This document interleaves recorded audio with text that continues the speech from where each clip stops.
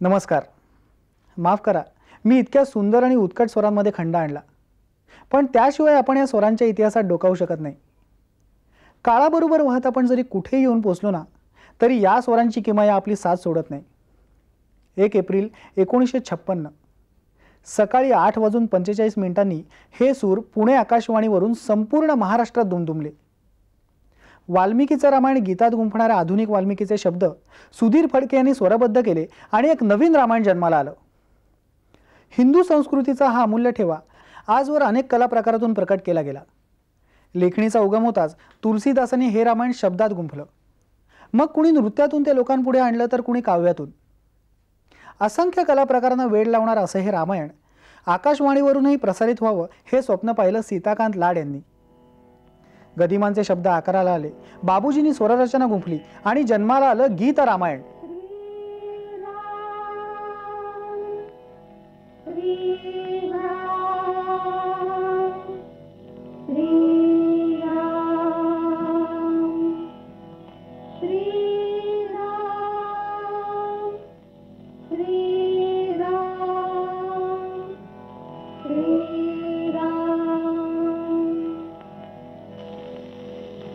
स्वये श्री राम प्रभु ऐकती, स्वये श्री राम प्रभु ऐकती, कुशल रामायण गाती, कुशल रामायण गाती.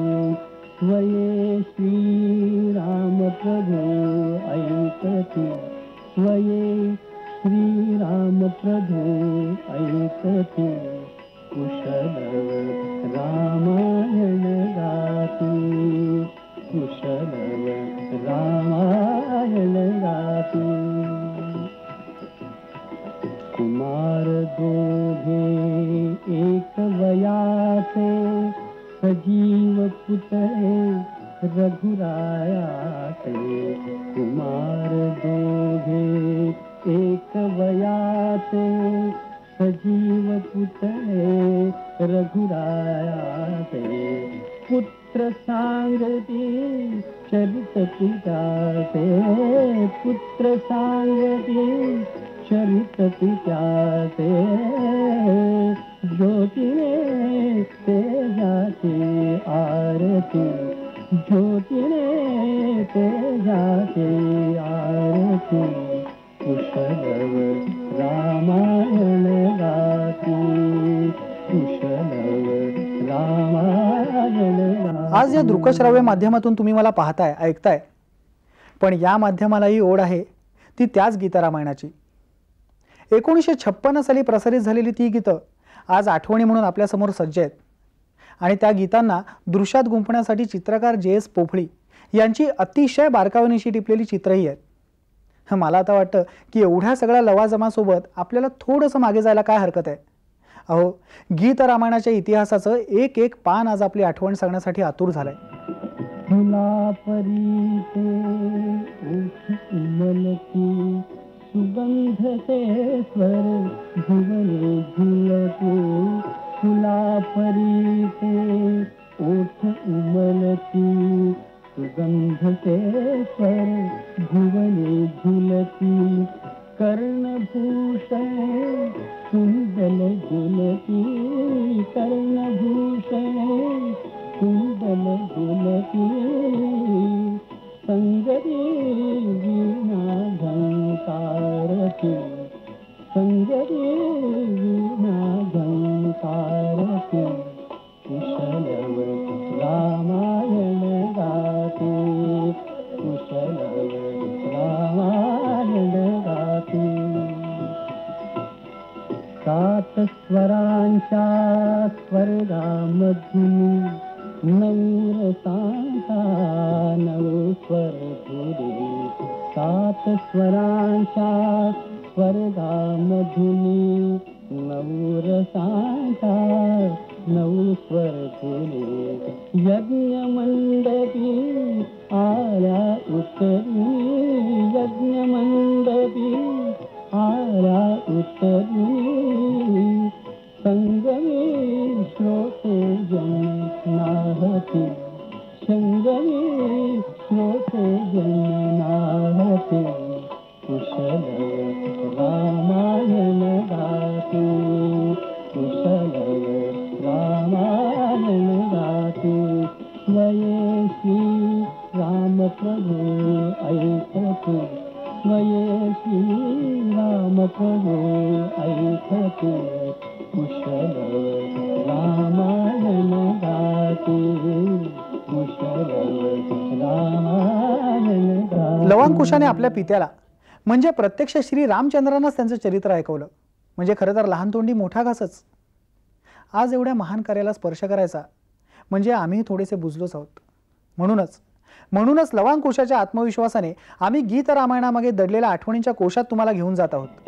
पुरुषार्थाची चारी चौकट त्यात पाहता निज जीवन पट पुरुषार्थाची चारी चौकट त्यात पाहता निज जीवन पट प्रत्यक्षाहून प्रतिमा उत्कट प्रत्यक्षाहून प्रतिमा उत्कट प्रभुचे लोचन पाणावते प्रभुचे लोचन पाणावते कुशल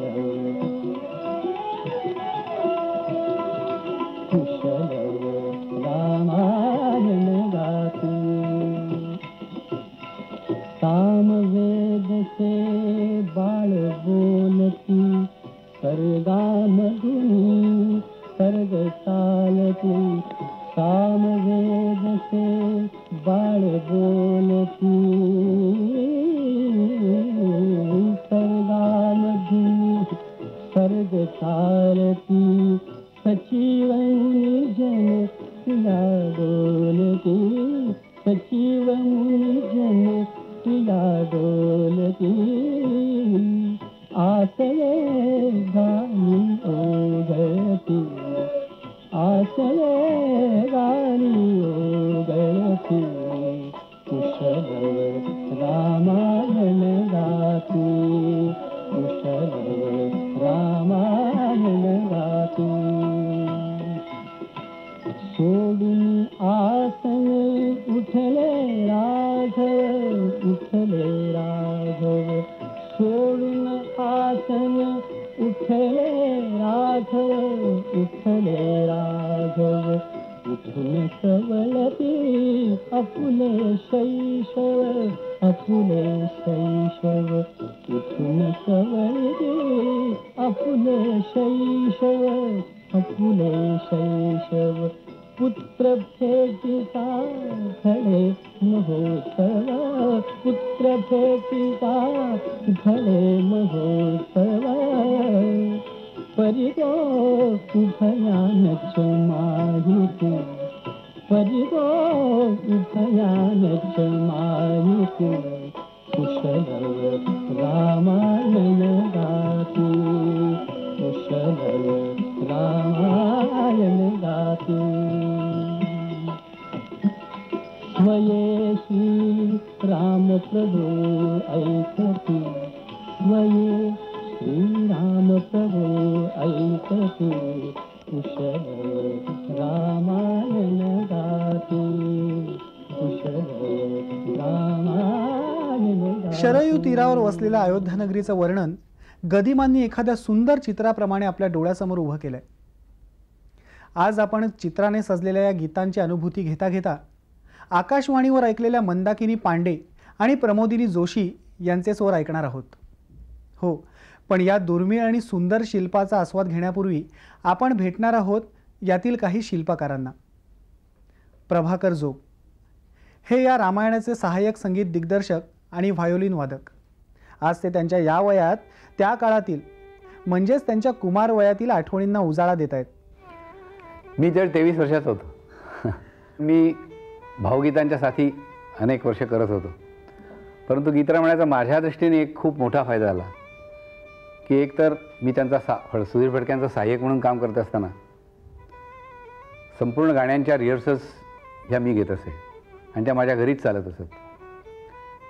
तर ते सगळं तयार होत गाणे आणि ज्यावेळी गीतरामायण चालू होतं तयार होत होतं त्याचा मला माझ्या पुढच्या करिअरच्या दृष्टीने एक महत्त्वाचा फायदा म्हणजे असा की मला त्याच्यातून खूप शिकायला मिळालं. सर्व दृष्टीने शब्द माडगूळकरांचे जे होते ते इतके अत्यंत बोलके आणि ज्याला आपण ताकदवान म्हणतो असे अर्थपूर्ण असे. तर त्याचा आनंद जसा घेण्याची मला एक दृष्टी प्राप्त झाली म्हणा. आणि फडक्यांच्या चालींमधनं जे एक विविधता जी होती आणि प्रत्येक प्रसंगानुरूप चाल लावण्याची त्यांची जी हातोटी होती त्याचा खूप अनुभव मला घेता आला. माझा रोल एकतर फडक्यांनी गाणं फडके ज्यावेळी तयार करत असत त्यावेळी त्याचं नोटेशन लिहायचं आणि त्या संपूर्ण गाण्याचं नोटेशन लिहून झाल्यानंतर सगळ्या म्युझिशियन्सकडनं त्याची रिहर्सल्स करून घ्यायचे आणि रेकॉर्डिंग होईपर्यंत त्याच्या गाण्यात ज्यावेळी कधी गरज पडली काय असं की दर आठवड्याला ते गाणं व्हायचं आणि प्रत्येक आठवड्याला गाणं असताना फडके तेव्हा मुंबईला राहायचे. त्यामुळे एखादं गाणं रेकॉर्ड झालं की ते मुंबईला जायचे परत. मग दुसरं गाणं मिळालं की नंतर मग ते पुन्हा ते पुढच्या गाण्याच्या रेकॉर्डिंगच्या वेळी ते यायचे चाल लावायचे रेकॉर्डिंग आणि त्यात आम्ही रेकॉर्डिंग करायचं त्याचं. तर ही जी सगळी प्रोसेस होती ना त्याच्यामध्ये मला अनेक गोष्टी करायला लागायच्या. म्हणजे आता आणखी एक गमतीची गोष्ट म्हणजे अशी की माडगूळकरांनी अशी सगळी गाणी लिहून ठेवलेली नव्हती. एखाद्या वेळी ते 2-3 गाणी लिहिलेली मिळाली ती गाणी आम्हाला तर त्याची चाल करून त्याचं गाणं तयार करून ते त्या गायकांकडनं बसून घेऊन त्याचं रेकॉर्डिंग करणं हे असं कधी कधी व्हायचं. परंतु अनेकदा गाणं तयार नसायचं. तर मग गाणं तयार नाही तर गाणं तर रेकॉर्ड करायचं पुढच्या आठवड्यामध्ये त्याचं ब्रॉडकास्टिंग आहे. तर म्हणजे माझ्याकडे जसं म्युझिशियनच्या रिहर्सल्स घेणं काम होतं तसं माडगूळकरांच्याकडनं जाऊन गाणं आणणं हा एक माझा जॉब झाला होता. मग कित्येक वेळा गाणं आणण्याकरता मी अण्णांच्याकडे जायचो आणि ते ज्या चित्रकुटीत राहत होते चित्रकुटी ना काय पंचवटी त्यांच्या पंचवटीमध्ये मी जायचो. तर मोठं गेट त्याचं आणि गेटच्या समोरच त्यांचं बसण्याची जागा होती. तर मी त्या पंचवटीच्या दारामध्ये गेलो आणि मला त्यांनी लांबून पाहिलं रे पाहिलं की तिथनं ओरडायचं आला रे आला रावाचा दूध आला आता काय गाणं घेतल्याशिवाय जाणार नाही. मग मी आत गेलो की नाही जसा गाणं तयार असलं तर माझ्या हातात द्यायचे नाहीतर म्हणले बसा देतो असं म्हणायचे. मग मी बसायचो. मग त्यांनी काहीतरी विचार केलेला असायचाच. गाणं मग ते तयार लिहायचे माझ्या हातात गाणं द्यायचे मी घरी घेऊन यायचो.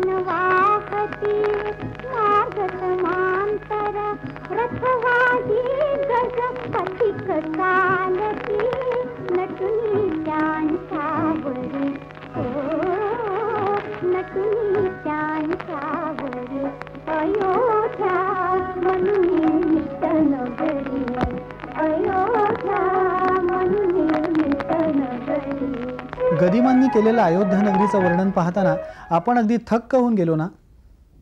आणि या प्रत्येक ओळीवरचं चित्र पाहताना चित्रकार JS पोफळी यांची ही प्रतिभा आपल्या डोळ्यासमोर उभी राहते. आपल्याला एवढा आनंद देणारे हे दोन महान कलाकार आज आपल्यात नाहीत हे आपलं दुर्भाग्यच.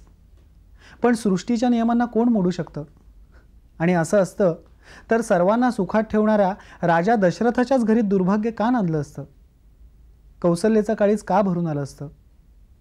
ललिता फडके म्हणजे सौ ललिता सुधीर फडके यांनी गायलेली कौसल्याची वेदना आता आपण ऐकणार आहोत. पण त्यापूर्वी त्यांचे हे सूर अतिशय जवळून अनुभवणाऱ्या 2 आकाशवाणीवरील कर्मचाऱ्यांना आपण भेटूया. संपूर्ण गीत रामायण मी केलेलं नाही आहे. आम्ही 8 जण होतो. त्या 8 जणांमध्ये प्रत्येकाची ड्युटी लागायची, त्याप्रमाणे हे केलं. पण विशेषतः मी स्वतःहून भाग घ्यायचो तिथे आणि प्रोग्राम मंडळीसुद्धा नेहमी मलाच बोलवायची आणि आमच्या स्टेशन इंजिनियर सांगून आम्ही त्यामध्ये असायचो, मी आणि ढवळे वगैरे कोणतरी असं. त्यामुळे तो प्रॉब्लेम येत नव्हता. आणि शेवटपर्यंत अगदी एक रात्रीचं रेकॉर्डिंग असो, दिवसा असो किंवा काही आज जरी असलं तरी डे नाईट 24 आवर्स आम्ही काम करत होतो त्यासाठी. पूर्वी ब्रॉडकास्ट असो किंवा रेकॉर्डिंग असो, मायक्रोफोन एकच असायचा. शेतकरी मेळावा ज्याच्या पंढरपूरला होता त्यावेळेस आम्ही गेलो होतो. त्यावेळेस सुधीर फडके, गजी माडगुळकर, प्रोग्रामची काही मंडळी आणि आम्ही टेक्निकल स्टाफ. आणि राष्ट्रपतींसमोर तो कार्यक्रम झाला. राष्ट्रपती राजेंद्र प्रसाद होते आणि त्यांना ते आवडलं आणि ते बोलून गेले की ह्याचा प्रसार व्हायला हवा. आणि त्या काळामध्ये आपोआपच मग ते राईट्स आपल्याला यांना मिळाले आणि तो प्रसार चांगला झाला. मग बाबूजींनी वगैरे बऱ्याच लोकांनी ते गीत रामायण पब्लिकमध्ये म्हणजे ओपनली गाण्याची सुरुवात केली. त्याकरता हजारो लोक जमत आणि त्याचा प्रसार मोठा झाला आणि त्यावेळी आम्हाला इम्पॉर्टंट त्याचं कळलं. अर्थात प्रत्येक गाण्याच्या वेळेला त्याचं जे गेयता चांगली होती, लोकांचे स्वर चांगले होते, गदिमांचं काव्य चांगलं होतं, त्यामुळं ते बरं वाटायचं. कारण हाऊस होते ती की त्यामुळं एकंदरीत समाधान मिळत होते. त्यावेळी लोक म्हणायचे की आज गीत रामायण लागणार आहे. सगळे वाट पाहून असायचे की 12-12:30ला जे गाणी लागतील ते ऐकायचीच आपल्याला. म्हणजे बाहेर कुठे गेला असेल तर ते म्हणायचे की गीत रामायणाची गाणी आज लागणार आहेत, आपण ऐकायला घरी थांबूया. असे मी कित्येक लोकांचं ऐकलेलं आहे. आणि आमच्या शेजारी पण लोक कुठे जायचे नाहीत, गाणी ऐकायला तिथेच थांबायचे, म्हणजे घरीच बसून राहायचे.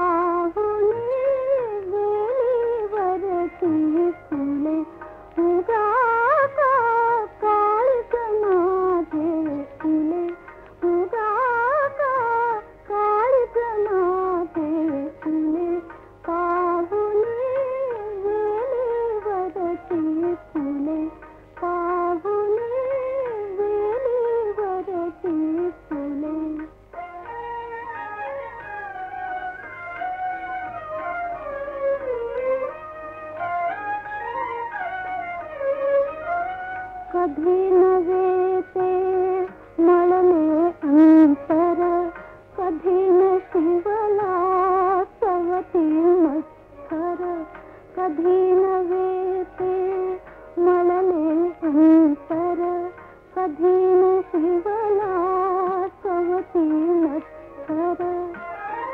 आज का लतिका वैभवसले, आज का लतिका वैभवसले, पाहुणे वेलीवरती फुले. श्रेष्ठ संगीतकार सुधीर फडके यांनी हे रामायण संगीतबद्ध करताना प्रत्येक व्यक्तिरेखेसाठी वेगळा वेगळा आवाज वापरला. याच रामायणातली एक व्यक्तिरेखा साकारली होती बबनराव नावडीकर यांनी. आम्ही या कार्यक्रमानिमित्त त्यांना भेटलो. आपली निवड कशी झाली हे सांगताना ते अतिशय उत्सुक होते. अहो एवढंच कशाला, त्यांनी या वयातही त्या रामायणातले ते गीत अतिशय उत्साहाने आम्हाला ऐकवलं. वार्धक्यात येणाऱ्या उदासीनतेची एकही छटा त्यांच्या चेहऱ्यावर नव्हती. राजा दशरथाची उदासीनता मात्र त्यांनी त्यांच्या गीतातून अगदी अचूक पकडली होती. तेव्हाही आणि आताही. उदास का तू आवर वेळे, नयनातील पाणी लाडके कौसल्ये राणी, लाडके कौसल्ये राणी, लाडके कौसल्ये राणी. या गाण्याच्या बाबतीमध्ये थोडासा प्रसंग असा घडला की निवड अनेकांची त्यांनी केली होती, पण त्यांना मनासारखं म्हणजे सुधीर फडक्यांना त्यांच्या मनासारखं म्हणणारं कोणी शेवटपर्यंत मिळालं नाही. आणि दुसऱ्या दिवशी गाणं लागायचं आणि आदल्या दिवशी हा निर्णयच घेणं भाग आलं. तर त्यांना माझं नाव आठवलं, त्यांनी मला बोलावून घेतलं आणि म्हणले हे गाणं कदाचित तुम्हाला म्हणावं लागेल. मी तशी कल्पना दिली नाही. आणि रात्री आकाशवाणीच्या स्टुडिओमध्ये आमची श्रुतिका होती, ती संपल्यानंतर बाहेर आलो, तो हा सगळा स्टाफ बसलेला पाहिला. म्हटलं गाण्याची निश्चिती झालेली दिसते. हो म्हणले. आता मी जातो. म्हटलं नाही नाही तुम्हीच गाणं म्हणायचे. आणि मग मला थांबवून घेतलं. त्यानंतर मग ते गाणं रात्री 1:30 वाजता 2 वाजता झालं. आवर वेडे नयनातील पाणी लाडके कौसल्ये राणी लाडके कौसल्ये राणी उदास का तू आवर वेडे नयनातील पाणी लाडके कौसल्ये राणी लाडके कौसल्ये राणी वसंत आला तरु तरुवर वसंत आला तरु तरुवर आली नवपालवी वसंत आला तरु तरुवर आली नवपालवी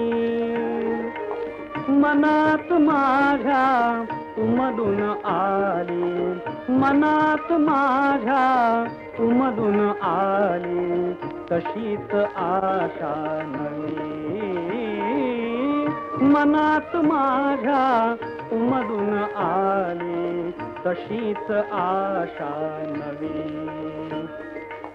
कानी माझ्या घुमू लागली कानी माझ्या घुमू लागली सादा विणवाणी लाडके कौसल्ये राणी लाडके कौसल्ये राणी ती वाणी मज म्हणे दशरथा ती वाणी मज म्हणे दशरथा अश्वमेध तू करी ती वाणी मज म्हणे दशरथा अश्वमेध तू करी चार बोबडे वेद रांगतील चार बोबडे वेद रांगतील तुझ्या धर्मरत घरी चार बोबडे वेद रांगतील तुझ्या धर्मरत घरी विचार माझा मला जागवी विचार माझा मला जागवी आले हे ध्यानी लाडके कौसल्ये राणी लाडके कौसल्ये राणी सरयू तीरी यज्ञ करूगे मुक्त करानी दान करू सरयू तीरी यज्ञ करूगे मुक्त करानी दान करू मुक्त करानी तो देईल अग्नी अनंत हाताने या इच्छेनं दशरथानं यज्ञाश्व सोडलं पुढे एका संवत्सरानंतर तो यज्ञीय अश्व परत आला राजा दशरथाच्या विनंतीनुसार ऋष्यशृंगानं यज्ञ मांडला एका शुभवेळी यज्ञीय ज्वालेतून एक रक्तवर्ण महापुरुष प्रकट झाला आणि दुंदुभी सारख्या कणखर पण मधुर सादानं तो राजा दशरथाला म्हणाला दशरथा घे हे पायसदान दशरथा दशरथा घे हे पायसदान पायसदान दशरथा घे हे पायसदान पायसदान दशरथा